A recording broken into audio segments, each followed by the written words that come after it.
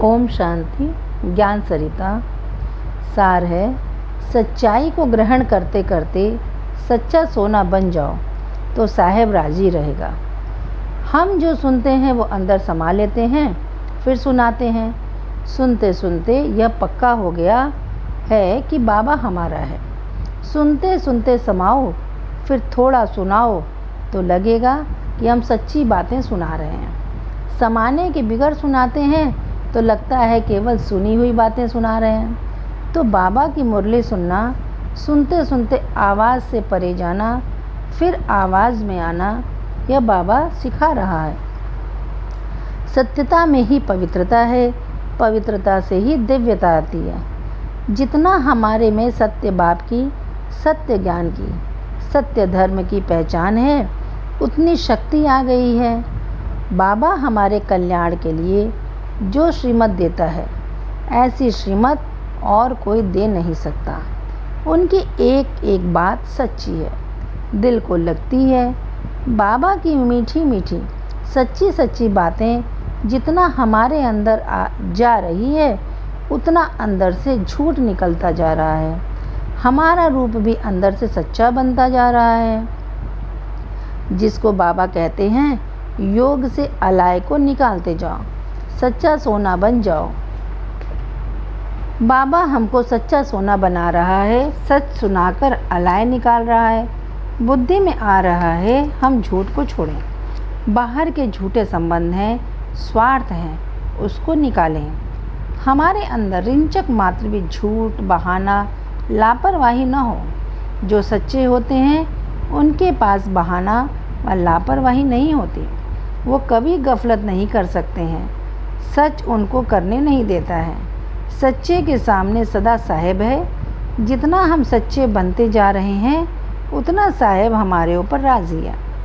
सच्चा साहेब ही हम पर राज़ी होकर आशीर्वाद भी देता, दुआएं भी देता, शक्ति भी देता, वरदान भी देता। साहेब के हाथ में सब कुछ है, तो बाबा से हमें गुण, शक्तियाँ और साथ साथ दुआएं अथवा वरदान मिलते हैं। बाबा अंदर गुप्त शक्ति देता है, इसलिए बाबा कहता है, सेवा से कभी कोई बीमार नहीं हो सकता। बीमारी का इलाज ही सेवा है। आप तन से सेवा करो तो तंदुरुस्त बन जाएंगे। यह बहुतों को अनुभव है। मन से करो तो मन को और कुछ सोचने की फुर्सत ही नहीं है। मन को सच्चे दिल से याद और सेवा में लगा दो तो माया को आने की हिम्मत ही नहीं है, आ ही नहीं सकती। क्योंकि मन बिल्कुल साफ है तो कोई नेगेटिव, साधारण, वेस्ट ख्याल नहीं आ सकता। आजकल के पुरुषार्थ के लेवल अनुसार एक बार भी नेगेटिव आया तो छोड़ेगा नहीं। इसलिए बहुत खबरदार रहना है, बड़ा संभल कर चलना है। कहाँ से भी कोई नेगेटिव या व्यर्थ ख्याल लाने की आवश्यकता नहीं है। व्यर्थ भी आ नहीं सकता, साधारण भी नहीं आ सकता। तो मनसा सेवा के शौकीन अपनी मनसा श्रेष्ठ बनाने के जो इच्छुक हैं, वो अपने आप पर बड़ा ध्यान रखते हैं। टेंशन नहीं है, दबाव नहीं है, पर अपने को क्लियर रखना अच्छा लगता है। जितना माइंड क्लियर है, क्लीन है, उतना बाबा को हमारा माइंड अच्छा लगेगा, हमको स्वयं अच्छा लगेगा, औरों को भी संबंध में आना अच्छा लगेगा। मन खिटपिट वाला होगा तो लोग सोचेंगे इसके संग का रंग न लग जाए। मन को सेवा अर्थ और स्वपुरुषार्थ अर्थ साफ रखना है। श्रेष्ठ संकल्पों की रचना करके उनकी पालना करनी है। धन से भी जितनी सेवा करो तो सारे कल्प में कभी कमी नहीं आ सकती। औरों को देने में खुशी होती है, क्योंकि पता है एक हाथ से करो, दूसरे हाथ से लो। एक सेकंड लगता है, ये नहीं समझो मैंने दिया, लेकिन 10 गुना होकर मिलता है, कमी नहीं पड़ सकती। शुरू से लेकर पता पड़ा है, जिन्होंने दिल से, तन मन धन से सेवा की है, वो भूखे नहीं रहे हैं। उनको भूख भी लगती है तो बाबा खिलाता है। इतना मिलता है जो भूख का ख्याल ही नहीं रहता। पहले इतनी दवाइयाँ नहीं थी। बीमार पड़ते थे तो बाबा कहता था, वतन में आ जाओ। बच्चे बाबा की याद में सो जाते थे।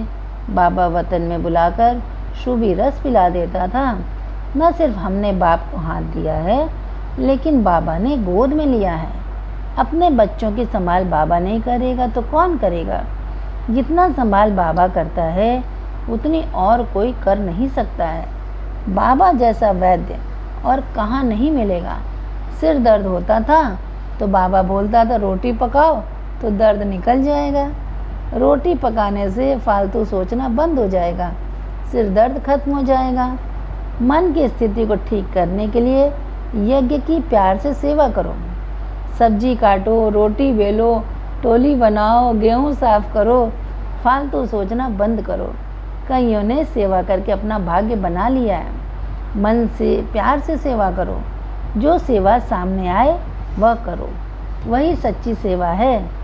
ज्ञान सिर्फ लेक्चर करना नहीं है, लेकिन धीरे धीरे बूं बूं करके सुनाओ। जैसे ग्लूकोज बूंद बूंद जाता है तो शक्ति आती है, ऐसे धीरे धीरे सुनाते सुनाते अपने शांति का प्रवाह भी दूसरों को दो।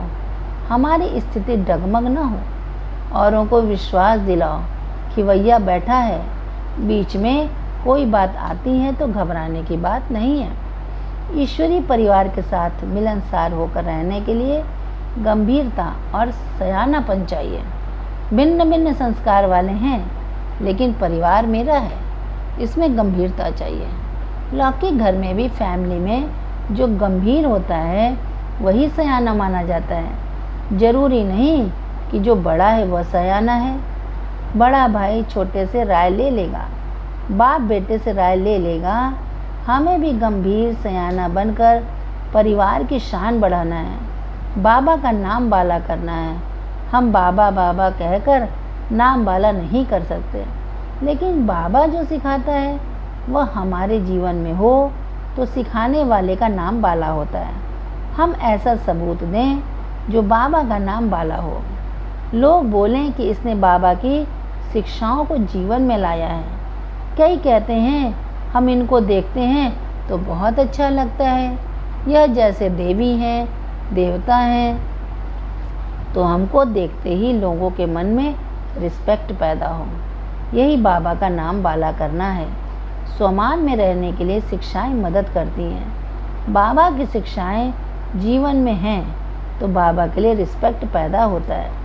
बाबा को वे बच्चे अच्छे लगते हैं जो कोई भी बहाना नहीं देते, कोई भी कारण से रुकते नहीं। कभी उड़ती कला, कभी चढ़ती कला, कभी चलती कला नहीं हो, सदा उड़ती कला हो। कहा जाता पंछी और परदेशी नहीं किसी के मीत। किसी भी प्रकार की अधीनता होगी तो उड़ नहीं सकेंगे।